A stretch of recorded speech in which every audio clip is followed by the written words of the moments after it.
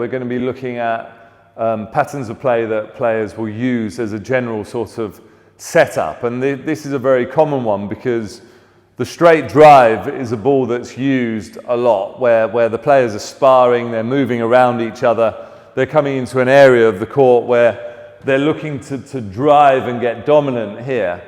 When you see a player that is very accurate and very precise with their hitting, and they do it consecutively a few times where they're really squeezing an opponent against the wall, the natural thing for that opponent to want to do is actually look to get it out of that area. So they'll look to do something different, they'll look to cross-court.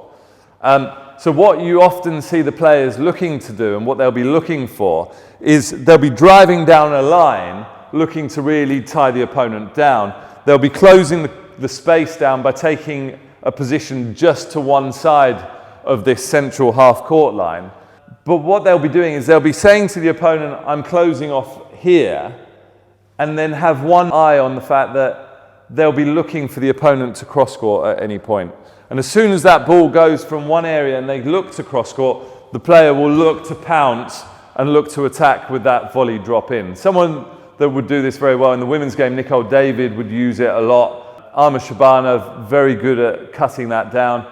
But it is a very, very common setup. So it's a case of remembering that if you're looking to really drive an opponent down, if you're accurate and you've hit a number of really tight shots, the next time it comes loose, the odds are your opponent will look to probably cross-court. From there, be aware that you're closing a space down, but while you're saying to them, I'm closing this area down, have one sort of eye and have your mind on the fact that they're going to cross-court and be ready to go from here, pouncing across, getting on that early drop shot, taking it in.